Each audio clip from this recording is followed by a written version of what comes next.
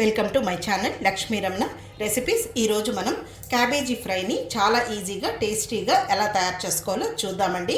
Cabbage ఫ్రైని కూడా మనం చాలా డిఫరెంట్ స్టైల్లో ప్రిపేర్ చేసుకోవచ్చు. నేను ఈరోజు ఎలా చేశానో కావలసిన పదార్థాలు, తయారీ విధానం ఒకసారి చూద్దామండి.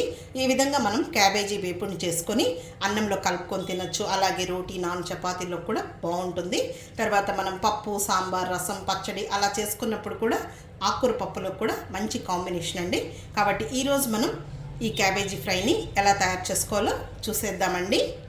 ఇక్కడ నేను ఒక అర కేజీ క్యాబేజీని చూడండి ఈ విధంగా కట్ చేసేసానండి.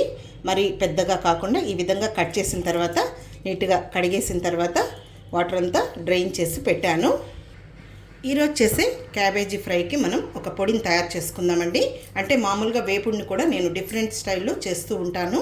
ముందుగా స్టవ్ వెలిగించుకొని ప్యాన్ పెట్టుకొని 1 టేబుల్ స్పూన్ పల్లీలు వేసుకోవాలి.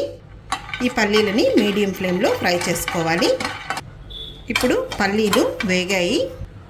ఇందులో ఒక 5 ఎండుమిరపకాయలని తుంచి వేయాలి. పల్లీలు వేగిన తర్వాత చివరగా ఎండుమిరపకాయలు వేసుకోవాలి. ఇప్పుడు ఎండుమిరపకాయలు వేగిపోయాయి. స్టవ్ ఆఫ్ చేసేసుకుందాము. ఇప్పుడు వీటిని తీసి పక్కన పెట్టేసుకుందాం. ఇవి చల్లారాలి. ఇప్పుడు స్టవ్ వెలిగించుకొని ప్యాన్ పెట్టుకొని ఒక 2 టేబుల్ స్పూన్ల నూనె వేసుకోవాలి. నూనె వేడెక్కిందండి. 1/2 టీ స్పూన్ ఆవాలు, 1/2 టీ స్పూన్ మినపప్పు, 1/2 టీ స్పూన్ పచ్చిశనగపప్పు, 1/2 టీ స్పూన్ జీలకర్ర, 2 ఎండుమిరపకాయలు తుంచి వేయాలి. ఇప్పుడు పోపు దినుసులు వేగిన తర్వాత ఒక మీడియం సైజు ఉల్లిపాయని ఇలా సన్నగా పొడవుగా కట్ చేసి వేయాలి. కొద్దిగా కరివేపాకు వేసుకొని ఉల్లిపాయ ముక్కల్ని 1 నిమిషం ఫ్రై చేసుకోవాలి. ఉల్లిపాయ ముక్కలు లైట్గా వేగిన తర్వాత ఈ క్యాబేజీని వేసేసుకుందాము. క్యాబేజీ మనకు ఉడికి వేగే లోపల ఆ ఉల్లిపాయలు కూడా వేగిపోతాయి. మీకు కావాలంటే ఈ క్యాబేజీని తురుముకోవచ్చండి. నేనైతే చాక్తో కట్ చేశాను సన్నగా. క్యాబేజీ మనకు హెల్త్కి చాలా మంచిదండి. టేస్ట్ కూడా చాలా బాగుంటుంది. కొంతమంది క్యాబేజీ స్మెల్ వస్తుందని తినరు, కానీ ఈ మెథడ్లో మీరు చేసి చూడండి. ట్రెడిషనల్ వేలో చాలా బాగుంటుంది. ఉత్తగానే కూడా మనం ప్లేట్లో వేసేసుకొని తినచ్చు.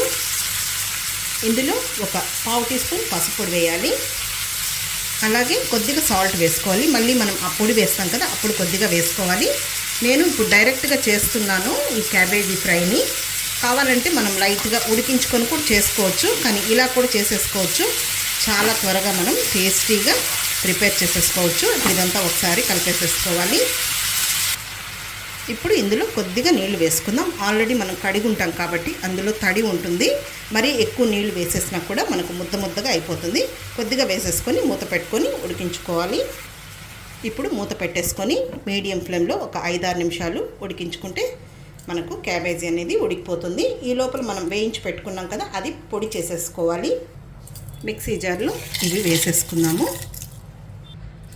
ఇందులో 1 టీ స్పూన్ పుట్నాల పప్పులు వేసుకోవాలి. ఇవేం ఫ్రై చేయాల్సిన అవసరం లేదు, డైరెక్ట్గా వేసేసుకుంటే సరిపోతుంది. ఇది ఎండు కొబ్బరి తురుమండి, 1 టేబుల్ స్పూన్ వేసుకోవాలి. ఇంకొద్దిగా సాల్ట్ వేసేసుకుందాం. ఇప్పుడు ఇది మరీ మెత్తగా కాకుండా కొంచెం బరగ్గా ఉండేటట్టు మిక్సీ పట్టేసుకోవాలి. చూడండి ఇలా వేసుకోవాలి, మరీ మెత్తగా ఉండకూడదు. ఇప్పుడు ఇందులో ఒక 8 వెల్లుల్లి రెబ్బల్ని కచ్చా పచ్చగా దంచి వేసుకొని జస్ట్ ఒకసారి గ్రైండ్ చేసుకోవాలి. చూడండి ఈ విధంగా మిక్సీ పట్టేసుకోవాలి. చూద్దామండి, మన క్యాబేజీ ఉడికిపోయి ఉంటుంది. చూడండి క్యాబేజీ అనేది ఉడికిపోయింది. ఇప్పుడు మనం పొడిని వేసేసుకుందాము. ఇప్పుడు ఫ్లేమ్ని తగ్గించుకొని ఈ పొడిని వేసేసుకోవాలి. హై ఫ్లేమ్ పెట్టామంటే ఈ పొడి అనేది మాడిపోతుంది. ఇప్పుడు కొద్దిగా వేసేసుకొని ఇలా కలిపేసేసుకోవాలి. చాలా బాగుంటుందండి ఈ మెథడ్లో అయితే మనకు క్యాబేజీ వేపుడు అనేది.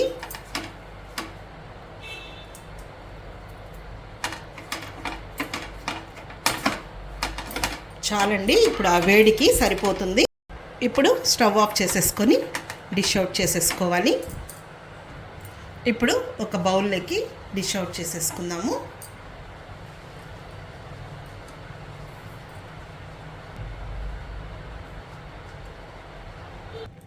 ఇప్పుడు కొద్దిగా కొత్తిమీరతో గార్నిష్ చేసేసుకుందాము. అంతే అండి, చూసారు కదా. ఈ మెథడ్లో మీరు ఒకసారి క్యాబేజీ ఫ్రైని చేసి రుచి చూడండి.